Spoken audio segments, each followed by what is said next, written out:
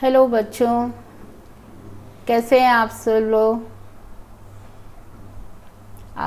I hope आप सब बहुत अच्छे से होंगे, हेल्थ वाइज भी और स्टडी वाइज भी।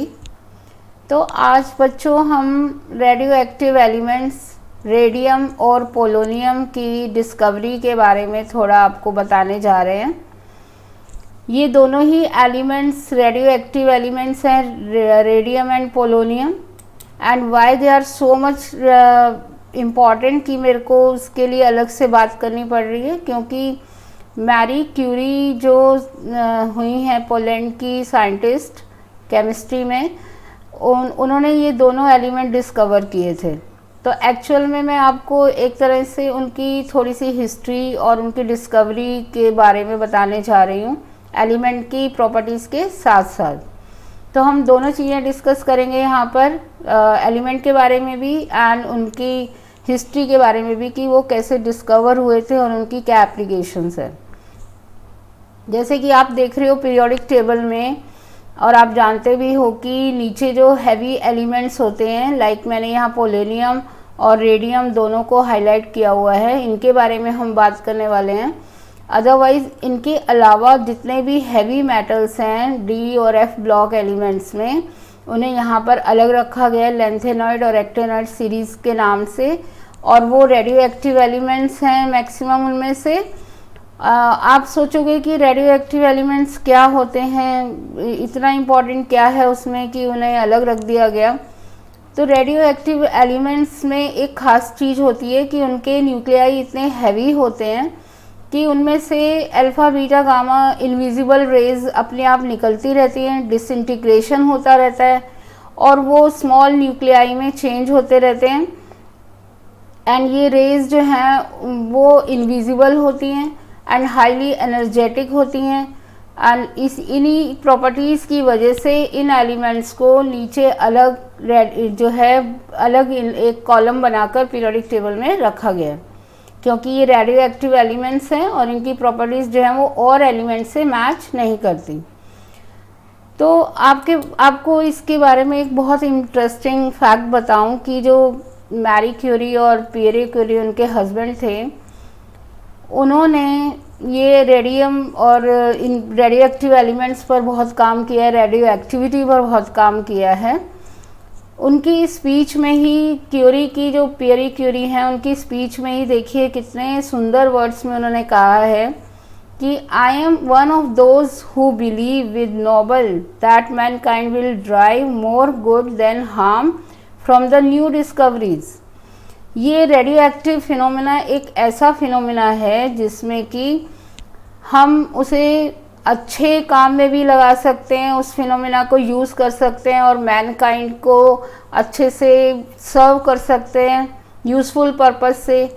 और यदि कोई क्रिमिनल माइंड का हो बंदा, तो वो उसको इतना हार्म भी दे सकता है, इतना हार्मफुल इफेक्ट भी उससे कॉज हो सकता है कि पूरा ह्यूमन काइंड जो है वो उससे डिस्ट्रॉय हो जाए।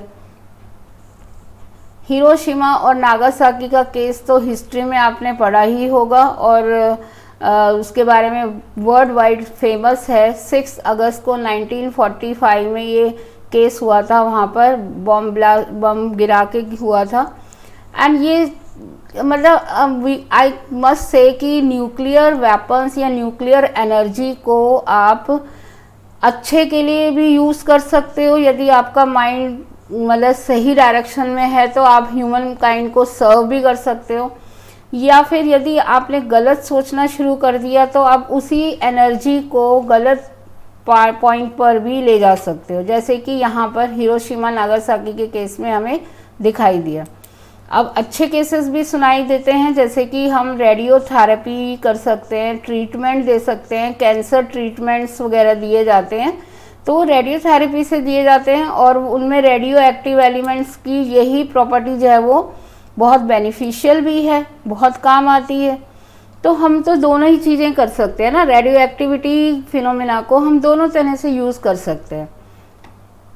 तो चलिए ज़्यादा टाइम वेस्ट नहीं करते हैं और सबसे पहले एलिमेंट के बारे में पढ़ते हैं कि डिस्कवरी ऑफ रेडियम कैसे हुई।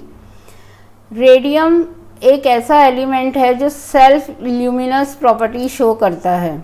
इसे डिस्कवर किया था मैरी क्यूरी ने 1867 में, वो पोलैंड में हुई थी। ये डिस्कवरी जो है वो उनसे जुड़ी हुई है क्योंकि मैरी क्यूरी का काम है रेडियम पर बहुत ज़्यादा। उन्होंने पोलोनियम और रेडियम दोनों एलिमेंट्स को डिस्कवर किया है और इसके लिए उन्हें नोबेल प्राइज़ भी मिला था।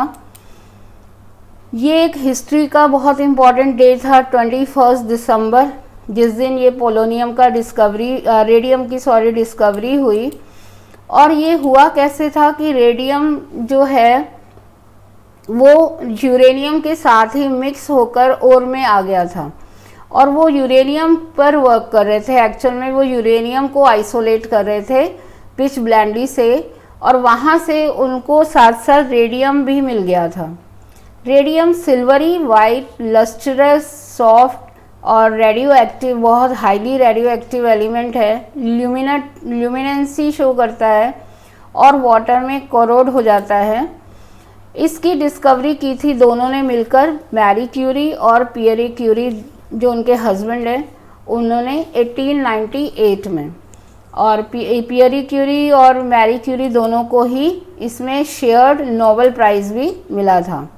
और वो कहाँ से उन्होंने डिस्कवर किया था? जब वो पिच ब्लेंडी में से यूरेनियम को आइसोलेट कर रहे थे, वहाँ से रेडियम भी आइसोलेट हो गया था उनके साथ साथ।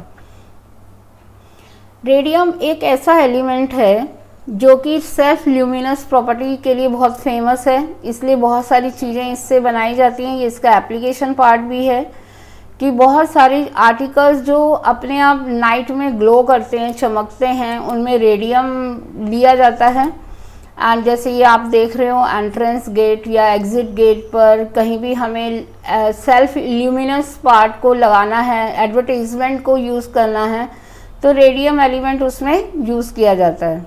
इसके अलावा रेडियम का एक बहुत इम्पॉर्टेंट रोल भी पढ़ा है, आप लोगों ने पढ़ा होगा, स्पेशली 12th ने पढ़ा होगा कि नोबेल एलिमेंट जो रेडॉन होता है वो रेडियम के डिसइंटीग्रेशन के बाद ही जनरेट होता है।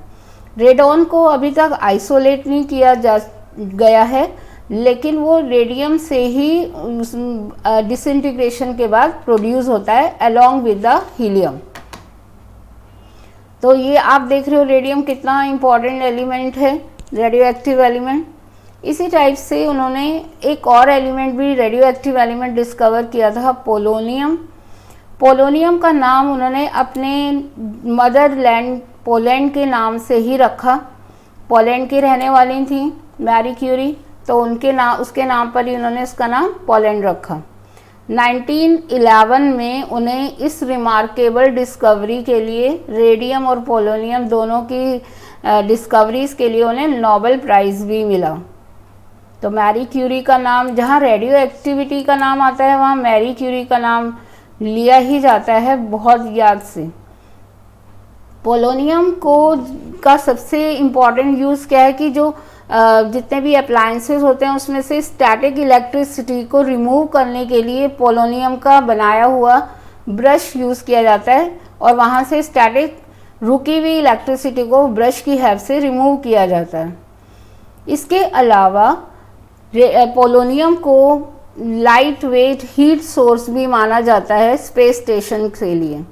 जो स्पेस स्टेशन के बारे में आपको सबको मालूम ही होगा, वहाँ पर ये एक हीट सोर्स की तरह यूज़ किया जाता है जिसका वेट बहुत हल्का होता है, तो इसे कैरी करना ज़्यादा मुश्किल नहीं होता। तो दिस इज़ हाउ पोलोनियम जो है वो बहुत स्पेस स्टेशंस के लिए भी बहुत इम्पॉर्टेंट है। अब ये आपके और मेरे और हम सबके हाथ में है इसके बारे में सोचना कि हम रेडियो एक्टिविटी फिनोमेना जो हम यहाँ पढ़ रहे हैं, या हमने अभी देखा कि उन्होंने इतना अच्छा फिनोमेना डिस्कवर किया है मैरी क्यूरी ने, जिसकी हेल्प से आज इतने लोगों का कैंसर ट्रीटमेंट भी ठीक किया जाता है। कैंसर ट्रीटमेंट को किया जाता है रेडियो एक्टिविटी फिनोमेना को ही यूज़ करके, रेडियो थेरेपी जिसे कहते हैं। तो ये तो आपके और मेरे और हम सबके हाथ में है ना कि हम न्यूक्लियर पावर को हम ह्यूमन काइंड के लिए अच्छे बेनिफिट के लिए यूज़ कर रहे हैं या फिर हम उसे वर्स बना रहे हैं। हम ऐसी अर्थ नहीं बनाना चाहते जो हमारे रहने के लायक ही ना हो।